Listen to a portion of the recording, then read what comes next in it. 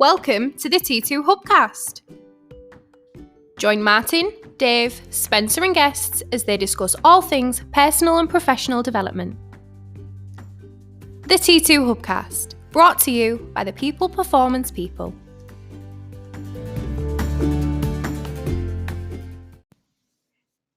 So welcome to another T2 Hubcast with me, Martin Johnson, and my special guest for this Hubcast episode, which is... Katie Macfarlane. Katie, our very own Katie. Welcome. Thank you. Are you nervous? Yes. Absolutely. I can imagine. So for those of you who don't know, Katie is, I can't even say our apprentice anymore. You've just concluded your apprenticeship. I did. Well done. Thank you. Which is great. That sort of culminates after a year of your apprenticeship program. So it means you've been with us now just over a year. And I think it leads nicely into the topic for this podcast, which I think I'm going to call My Mental Health Journey, Katie Macfarlane, because I think from day one, when I think back to our interview, when I interviewed you, you was always honest with me that in the fact that you'd struggled previously and ongoing with mental health. Yeah, I mean, it was important for me to get that across quite early on because it was something it's something that I'm battling with, and it's something that I have battled with, and it's important that whoever hired me next was understanding, because I didn't want to start a job and them not know, and then it be kind of like a deal breaker. Yeah, that makes sense. And no, yeah, it was a brave thing, because most people in an interview, or most employers in an interview, would be instantly like, oh my God, put off by that whole word of mental health. I have depression, I have mental health, whatever it might be. Because they're instantly thinking, this person's going to have time off. It's going to be a nightmare. I'm going to be, where do I stand as an employer? And it's unfair. So I think it was a brave thing for you to do. And fortunately for you, you landed in an interview at an organisation who, as you know, we cover mental health. We're aware of it. We're not scared of it. And if there's any organisation to operate in and come out the other end, it'll probably be this one. Probably. So you've done it. You're a year down the line. It's still an ongoing journey. And Definitely. I think that's the first salient point to make on this Hubcast. It's probably not I don't want to put people off, but there's no end to it. Everybody's got mental health, and everybody's mental health to an extent will increase or decrease as they go through life. It's an ongoing thing. It is. It's not just something you can wake up one day and be like, I'm fine now. It's something that comes and goes. It comes in phases, and when it does happen, it's rough and it's difficult. But having someone like you to support me through it, or everyone here to support me through it, has made transitioning from being unemployed for over a year to being employed a lot easier, because I can be open. If I'm having a bad day, I can just say, look, I'm really struggling today. And it's not frowned upon. It's not like, well, you need to sort yourself out. You need to smile. Like it's not like that. And it's lovely to be able to be that open and honest about the way I am and something that I deal with daily. Yeah. Yeah, no. And, rewinding back to that initial interview, the minute you said, listen, I need to be honest, this is me and this is what I suffer from, you instantly started crying, as almost like that's the interview over then. This is what usually happens at this point. And obviously we never did that. And we conducted the interview. And afterwards, I almost felt compelled to say, no, the right thing to do is to give you a chance and to support you through it. And we did, and you started. And now let's rewind back to the beginning then. So if we're going to talk a little bit around what I want from this Hubcast, Katie, is obviously you can speak from personal experience, but I also want leaders and managers out there who may have people in their teams who are suffering with similar things, or mental health issues, or just stress and anxiety, depression. Maybe they've got something like a co-caring disorder, like bipolar or whatever it might be. But I want them to listen to this and understand what can be achieved with a bit of understanding and support. But very quickly after that, we offered you the job. You started. And if you remember, one of my initial things to you was, listen, my only one ask is you're here. Because the thing with mental health is, depending on the severity of it, sometimes you just don't want to get out of bloody bed. No. Sometimes you just don't want to get up and out. You don't want to face the world, and you don't want to get out. And that, for me, starts a self-perpetuating cycle, because the more you spend time in isolation alone, the worse it gets. Definitely. Am I right in saying that? Yeah. So I said to you, just make sure you drag yourself in your low mood days and we will work with you. You're going to be better here than you are in isolation at home. So that was always going to be a test for you, because up until that point, you'd been pretty much housebound for a period of time. Yeah, I mean, I don't think I left my house on my own for a good year and a half. Like, I wouldn't even step outside in my garden on my own. I was always with my mum, or I was with my boyfriend. And to actually come to work on a day where you don't even want to leave the bed is a massive achievement. And I think that's something that should be recognised, especially with people who suffer with mental health, because the simplest things, self-care, getting out of bed, going to work, it is difficult, and you shouldn't feel like you can't go and do things just because you're having a low, like you're feeling low. Yeah.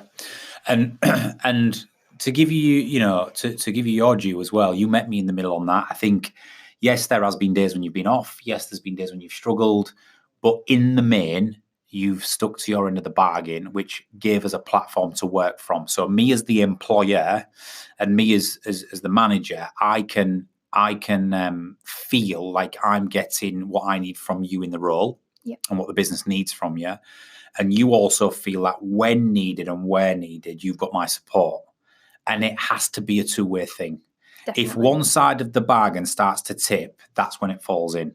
When people with mental health problems don't try their hardest to come in, to fight their demons, to battle their low moods, and then it tips the balance where they're off all the time or they don't contribute in a meaningful way, it's unfair on the employer.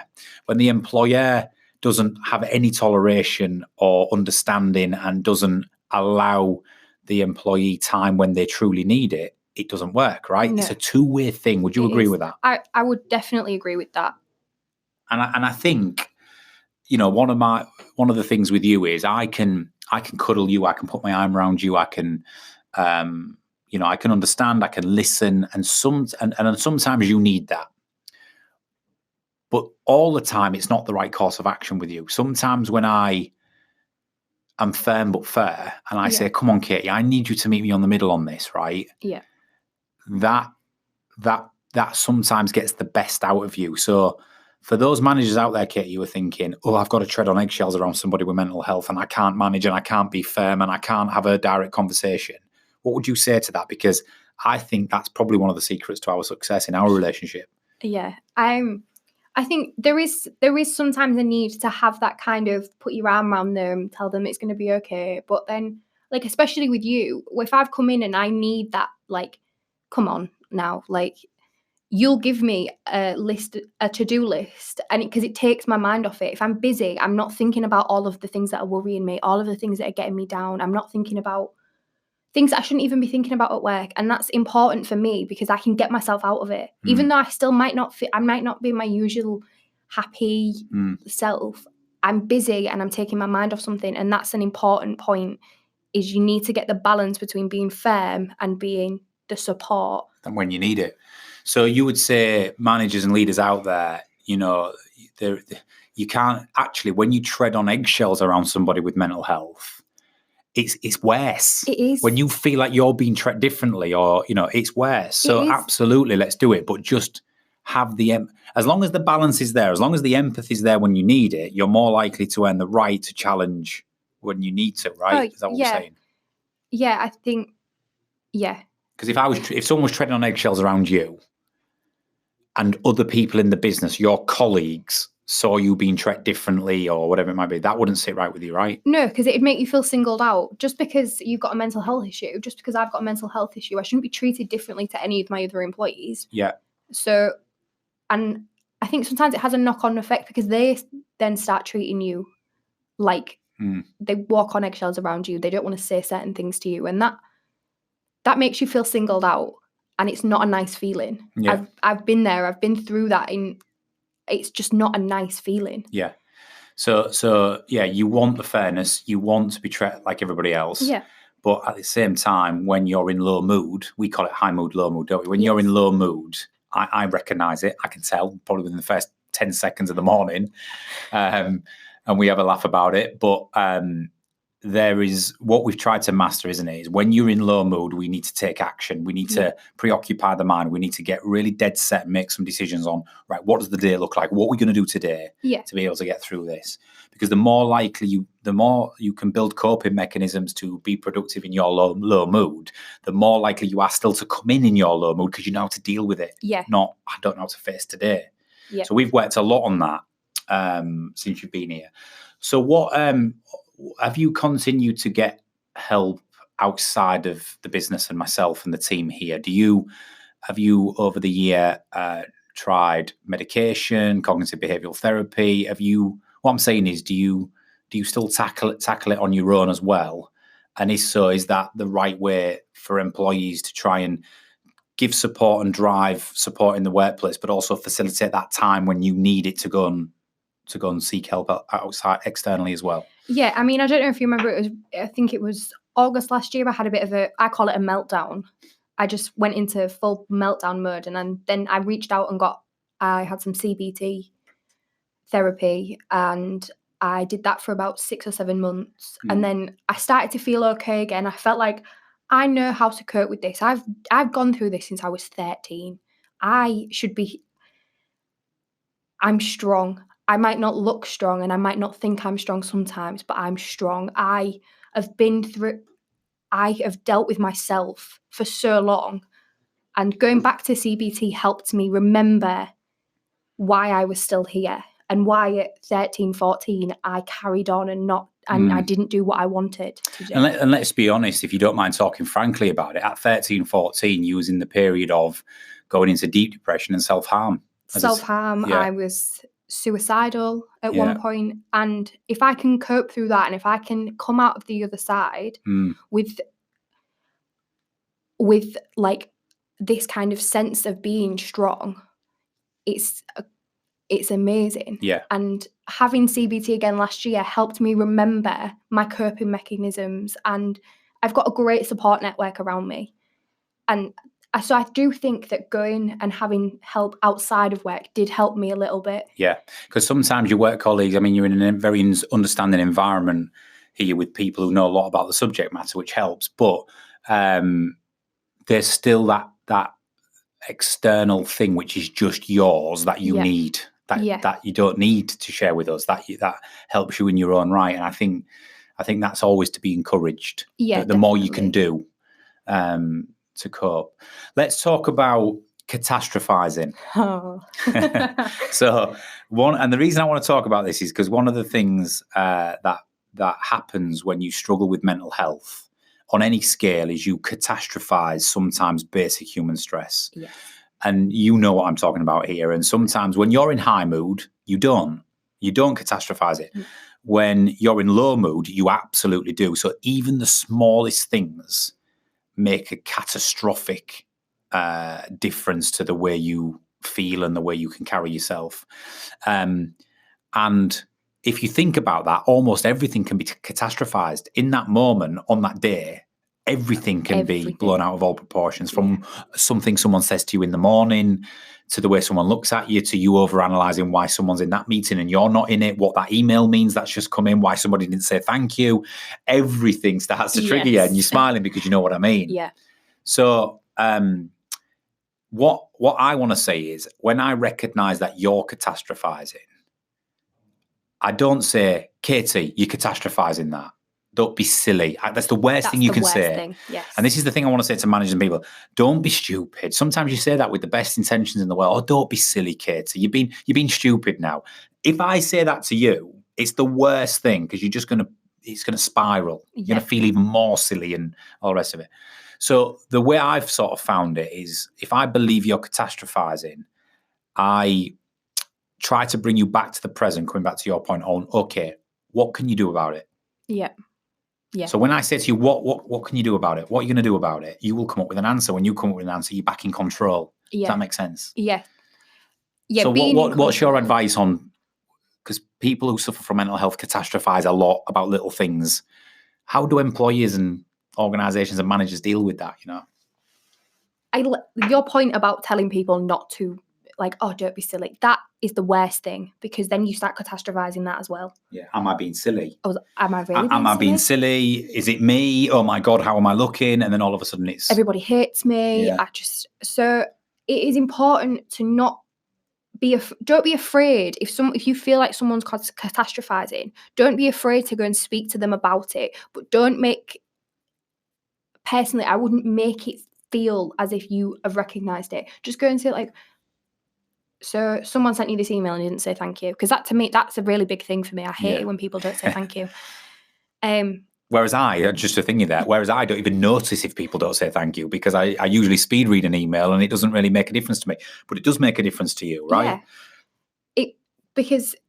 So it's important, like, it's feeling in control of something when you're catastrophizing it is a big thing, because you can then, like, re-rationalize it. And you can be like, all right, okay, so they didn't say thank you. They're probably busy. It's not a big thing. Yeah. Not everybody says thank you. Yeah, absolutely. You only sent them an email to ask if they completed the print they might be on the train, in a busy train, on their phone, and they've just done the courtesy of responding now. But yeah, absolutely. And when you start rationalizing like that and talking through it, it helps you wrestle back some control and calm. Yeah. But the worst thing is for people to say you're catastrophizing, or don't be silly, don't be stupid. Yeah, absolutely. So where do you see yourself now from a year ago, Kate? I mean, do you regard yourself as now being more, do you have more good days than bad days? Does it not work as strictly like that? Or I wouldn't say it was like you have more good days than bad days, because I still have bad days. There are certain points in the year for me that in the lead up to it, I struggle. I really struggle. There's certain things, but even though that I have bad days or I have low mood, I know that I don't have to be scared of being in that low mood anymore. I don't have to come into work and try and put this big happy smiley face on and just push it to the back of my mind. I can cope with that now, because I've had support from my employer and the people I work with to understand that it's okay. And when I have good days, they're even better than what they used to be, because I feel, especially when you can get yourself out of a rut of low mood. And once you do that 2 or 3 times, you know you can do it. Yeah. So where it seems impossible prior to that, all of a sudden you can do it. You know you can do it, and that makes a big difference. What about purpose? So one of the things prior to coming to work here is you didn't have a clear purpose. And a career for many people gives them something that is theirs, that not only brings the money in and gives them their own independence, but gives you purpose. And I'm a massive believer in that. Having a purpose has a huge impact on your mental state. Yeah. I defy any human. Obviously, I always talk about our first 2 human instincts are survival and reproduction. We want to survive as a species, and we want to reproduce and continue the species. But the third one is purpose. Yeah. Whilst we're here, we have to feel like we contribute in some way. And when we don't contribute, we feel inadequate, unneeded. We don't have purpose, and then our mental state deteriorates. Yeah. So coming here and working at T2, and by the way, at this point, I think a year on, and the reason why we wanted to record this today is recently you've been nominated for Apprentice of the Year in the Hull and East Yorkshire People in Business Awards. So you think about this story, right? You self-harming, you feel suicidal, you have no job, you can't leave the house, and within a year, you're in the workplace, you've got purpose, and now you've been nominated for a prestigious award. So congratulations on that. Thank you. Congratulations to you on your nomination. Well, thank you. You're welcome. My Entrepreneur of the Year nomination. So yeah, so we I just think that's amazing. But how much has purpose done for you being on the right side of your mental health more often than not? Oh, it's completely changed. I used to sit at home, like when I was unemployed, and I used to sit there and cry and be like, I have no purpose. I sit at home, I wait for my boyfriend to come home, and then I cook tea. And that's Groundhog Day, every day. Every day. Yeah. It was, some days I was like, I haven't even brushed my hair today. I haven't got dressed. I don't have anything to go to. And now I get up at 5 o'clock every morning. I'm on the bus by 6:45. I am at work, and I'm doing even the silliest things, like putting print reports together for when one of you guys are going out, and then you go out and everything's prepared, and it's like, yeah, I did that. Because if without me, you might not have That's them. the key part, yeah. And, and that's it. And I think purpose, and what I want to say from that is anybody who's suffering from mental health or struggling, as hard as it is in the beginning, Yeah. the positives of having a purpose again and having a feeling of belonging and that you contribute to society or to something in some way works wonders for the mind. It really does. It's an incredible feeling to feel the way that you feel when you have a purpose. Cool. You feel on top of the world, and it is a great feeling. Cool. So I'm going to ask you, I'm going to put you on the spot. And as you can imagine, we haven't prepared this. We're 20 minutes in, but these are the way these hubcasts goes. Okay. I want to try and do, with the last few minutes, I want to try and do 3 tips for employers or managers on if you've got people who are struggling or who experience mental health, what are the 2 or 3 things that they just must do? They've just got to think about doing if they're going to stand the best chance of it's not only, for me, it's not about, and this is the thing I've done with UK, it's not about just having you working here and getting you through it. I want you to contribute in a meaningful way. Yeah. I want you to develop. I want you to progress, right? So it's about that. You're no different to anybody else. You have to contribute to this business.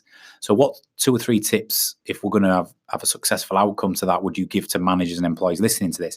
And is there a couple of tips you'd give to anybody who is suffering themselves with mental health and it's impacting their career and their work? So to managers and leaders, I would just say, just have a conversation.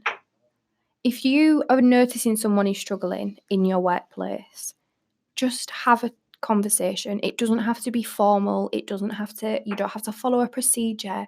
Just sit and have a conversation with them, because if that person is ready, they don't have to open up to you. But if it's affecting them, they are more likely to feel supported by you if you have a conversation with them. Yeah, love it. And I think for someone who is suffering with it, if someone approaches you to have a conversation, even if you don't feel like talking about it, just say that you're struggling and that you just need a little,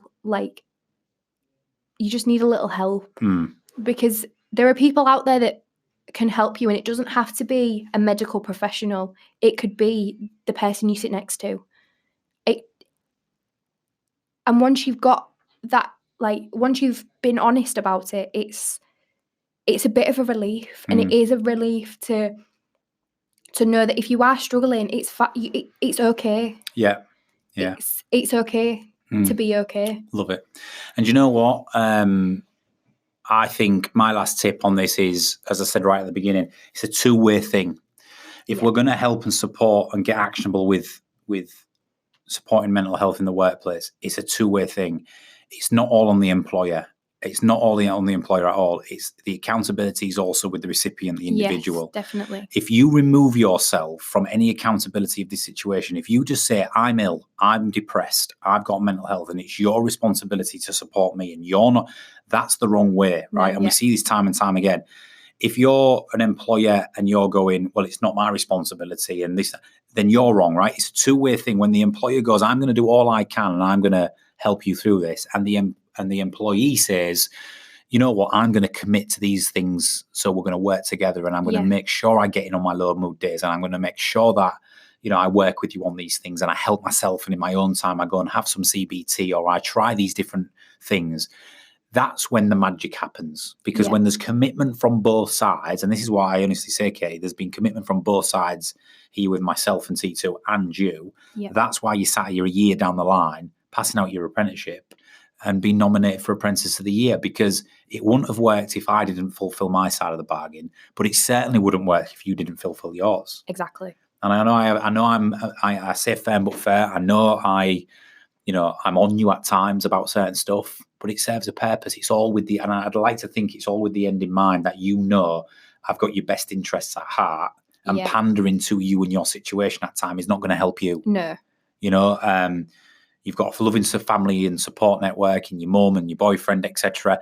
They can do all the pandering they want, but when you're here, our objective is to develop resilience and coping mechanisms, and that's not all going to be achieved by the niceties. No, exactly.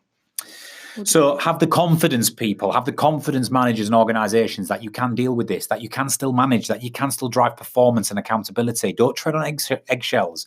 But at the same time, earn the right to do that by being truly understanding, by showing empathy, by, I just remember one famous week you mentioned earlier, I think it was August, in all of this, where as much as I tell you to get your ass in when you're in low mood and make sure you're here and present, there was one time when it just got on top of you. Yeah. And I recognised this and I took it out of your hands and said, Katie, take the week off. Yes. I know you took it as holiday in the end, but it was like, as soon as I said, Katie, you need to take the rest of the week off, your face sort of relaxed as in, I really need it. Yeah. And that was a big changing point for me to know that because you can try and handle it all yourself and then it gets on top of you. But you turning around to me and saying you need a week off, I have never felt better. Because that week I went and got myself some help. I went to see doctors. I went to do everything. And I gave myself time to rest and deal with what I was dealing with. And it's this, I don't even know what I was dealing with now. So would you say your mental health now, Kate, just to summarise this up, as fast forward to 12 months and everything we've talked about, you've gone from not leaving the house and self-harm and suicidal thoughts to progressing to a period of coping mechanisms, to then moving into high and low mood phases, one massive blip in the summer, but then you're back on the horse again. And I would genuinely say, whether you hide it well or it's your coping mechanisms, I feel like you have more good days than bad days now. Yeah. And I don't think you're at the level of where you were at 12 months ago. Oh, definitely not. No. Nowhere near. Nowhere near. So if you can make that much progress in 1 year with the right environment and the right support, that's what can be achieved. And if we can replicate that and we can advise and engage people to understand that, the working place is going to be a better place, right? Definitely. So one last tip, Mental Health Week. It is Mental Health Week. What's the tip? What would be the one thing? Anybody struggling, anybody trying to mask it, what would be the one tip for Mental Health Week that you would give? I think it's the Andy's Man Club slogan, but it's time to talk. Yeah. Get it out there. It's okay. It's not inferior. Our hub manager, Lydia, who's training to be an occupational psychologist, she's just written a pathway or a blog, which is on our website, called Normalising Mental Health. And what she talks about is everybody thinks mental health. When you think of mental health, what do you think of? You think of straitjackets and I'm a crazy person. Yeah. Oh my God, I'm going to be taken away and locked up, right? So that's where the stigma comes. Whereas she's written a very intelligent piece on normalising. It's a physical thing in the brain. It is. It's a lack of serotonin, and she explains it very, succinctly. So if we treat it like a normal physical thing, like you would any other ailment, then we've got a better chance of fixing it. So I would recommend you go onto our website and read our blog for Mental Health Week. Definitely. Katie, thank you. How did you find that? My heart is beating through my chest. Big deal for you, this, isn't it? But listen, you're even coming on live hubcast with no prep. That's why you've come in 12 months. So good luck for your awards night in July. Whether you take home the trophy or not, it's an amazing achievement.